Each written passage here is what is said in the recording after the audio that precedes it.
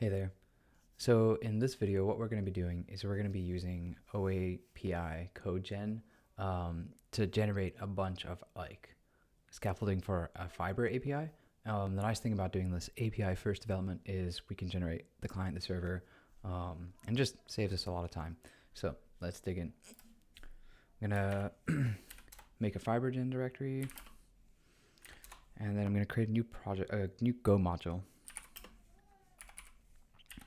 I'm just going to call that module FiberGen.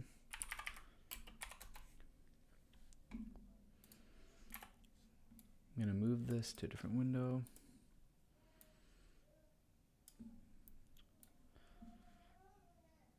Okay, and then I'm going to open up a terminal inside here just to make it easier. So here is Fiber. Let's go ahead and install this. I did go get twice. There we go. And then I'm going to install, I've already installed this. So I've already run go install. But then I will be doing a makefile, and I'll be putting this codegen command inside of the makefile.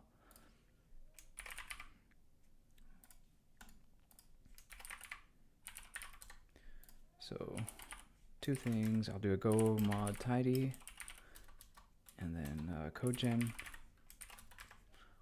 And then basically, I'm gonna just take the command from the README and add some things to it.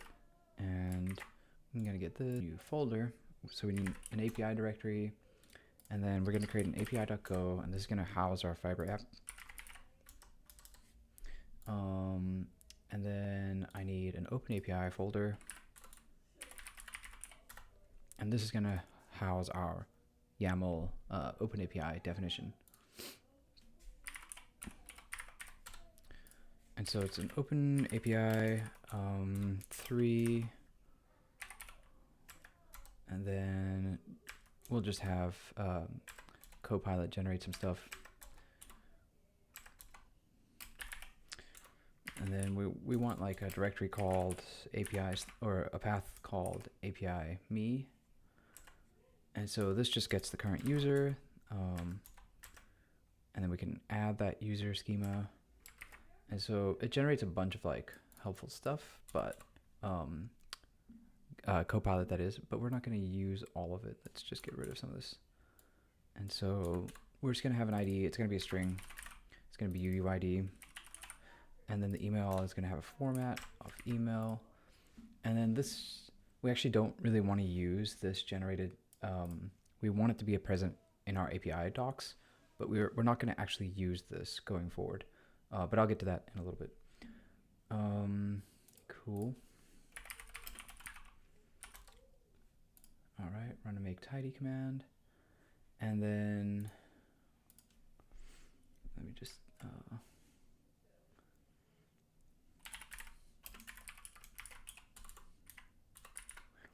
new app's going to return a fiber.app. Okay. And then we're going to go to the Fiber docs. We're just going to grab their example. And then we're just going to return this app. And then we need to add a v2 to our import path.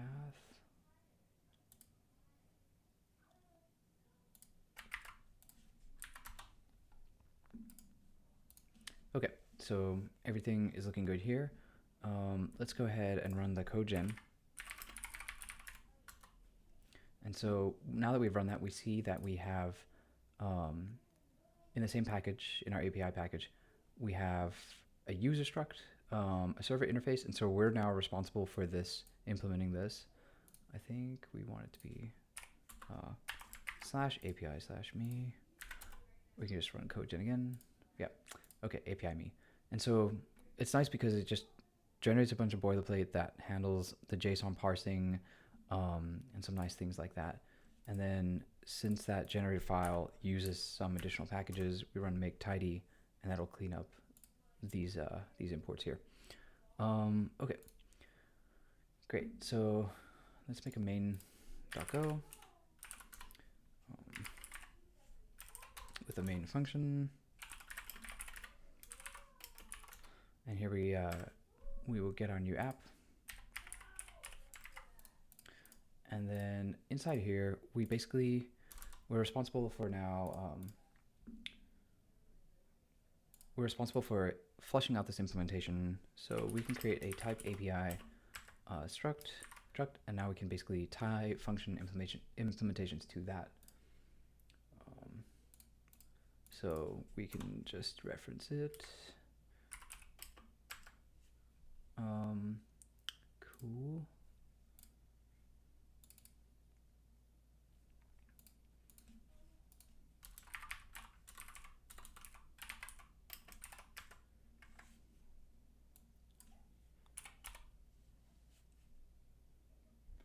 I think we just want new strict handler.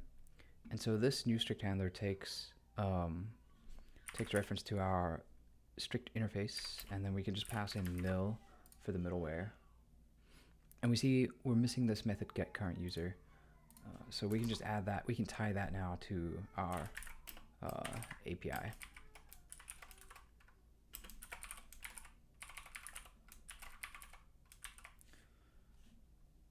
And then I believe the get current user takes the fiber context and returns an error.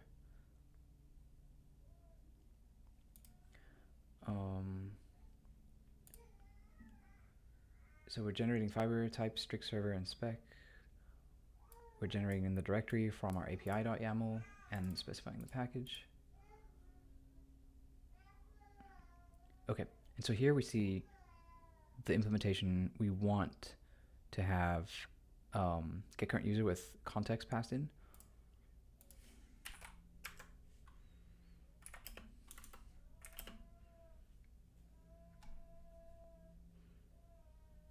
And then we take a get current user request object.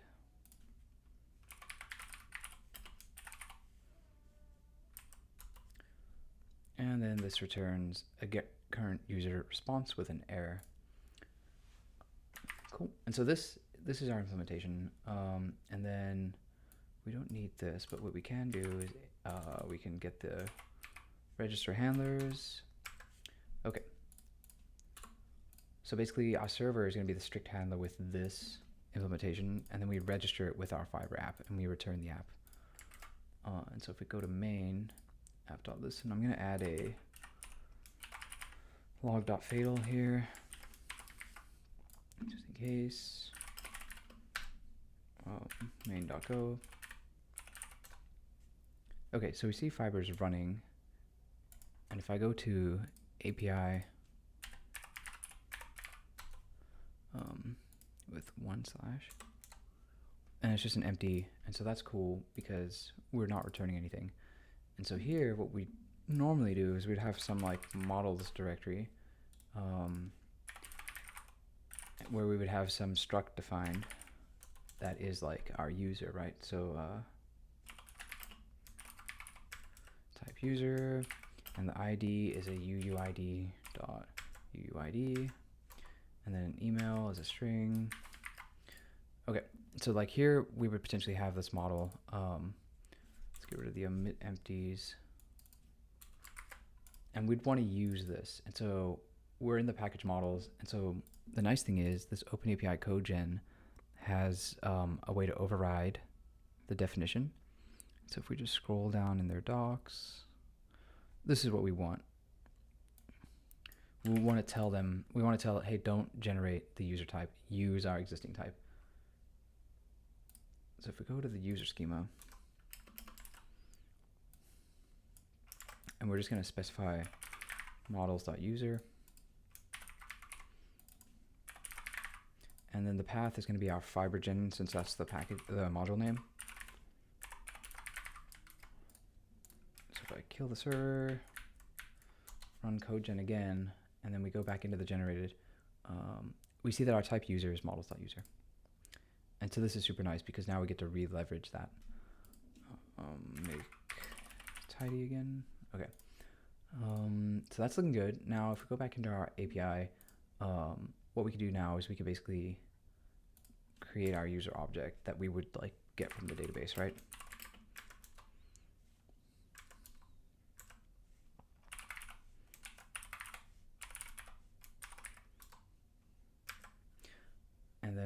can just pass this into the response. And this is not working because it's a string and we really want a uuid.new. Okay, and so now we save this and we rerun it and we go to /API/me. Now we get our user back. And so we're just responsible for this implementation now. We build the server off of that, hand it off with registering the handlers, return the app, and that is it.